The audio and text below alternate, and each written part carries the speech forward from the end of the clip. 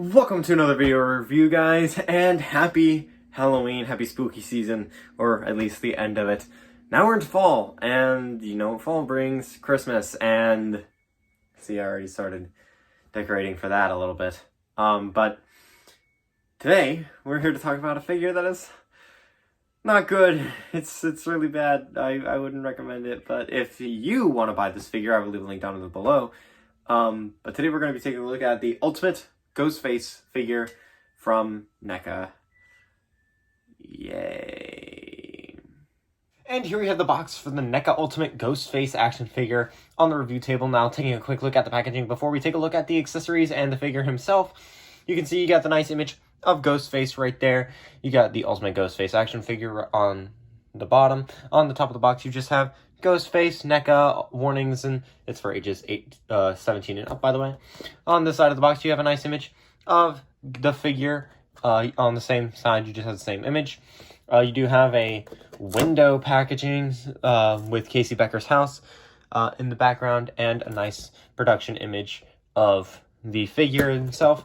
On the back of the box, you get stuff that he comes with, a bio and other kind of stuff, and then on the bottom, you get nothing but barcodes and stuff. So that's about it for the box. Now let's take all the accessories out and see what the guy actually looks like. And here we have all of the accessories for the ultimate Ghostface action figure.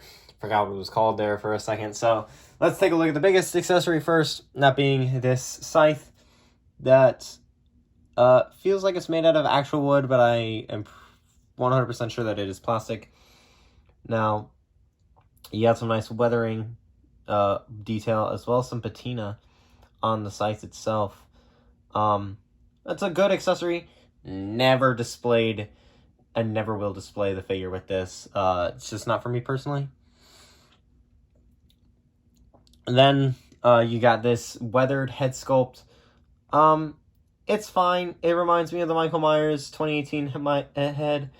So not good. But you do have some nice weathering and sculpting on that. This mask, the green one, glows in the dark. Now, this is a nice reference to Scream 2. With the Screamo vision, I really like that. And then you also have a bloody mask, which is actually really cool. And given a certain context, I would actually display the figure with this, but I always displayed it with the traditional white. And then you do have two pairs of hands. They're their hands. They're the same hands on the actual figure, so I don't even know why they gave them to you, unless you broke the figure, which in that case, just get better materials, Neca. I don't care. Then you got the voice changer with some red on there, and some black on the side, and some nice sculpting detail on the back. And then you got the hunting knife, which is just, I got a black handle as well as some silver and some red for the blood. And the same thing goes for the kitchen knife. It's just black handle with the silver for the blade and then red for the blood. The only one that's different is this knife with a wooden handle. You can kind of see, yeah, you can see that. A wooden handle and then the same thing. But overall, all the accessories are kind of, they range from mid to bad. So let's actually get the figure proper out here and see what he's all about. And here we have the figure himself out. And I gotta be honest, when I first got this figure, I really liked it. And now I kind of don't. It took me like 5 minutes to get the figure to stand, just to get him into this segment of the video, but I guess we'll take a look at him. You can see his knife in his hand, so as we went over that in the accessories portion, we're not going to go over that here. And in the other hand, the voice changer, which we also went over. Then, I do like the fact that the cloak is made out of fabric. It's just really limiting of the articulation, which kind of sucks, but it's a fact. I like the way that it looks. Also, the fabric actually has this nice metallic sheen to it. But you can see, looking at the the head sculpt, the actual Ghostface mask actually looks really nice, and I really like the way it looks. Just wish that it didn't pop off the neck joint so easily, but still looks great. The legs are jeans, from what I can tell, and the boots are black with some brown paint on them to make them look more dirty. If it will focus, that'd be nice. There we go. With some laces and some silver for the lace slots. So, and that's on both legs. For articulation, though, I don't know why I put him down. The head is on a ball joint. He can look up that far and down that far. He can do side to side before his head will come off. If it'll focus for me, there we go.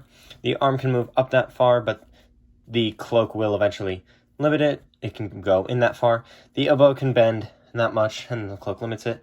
You got a wrist swivel. No swivel at the arms, but you do have a bicep swivel, kind of. Sort of, not really. You do have a ab swivel, I guess. Yeah, that. This joint.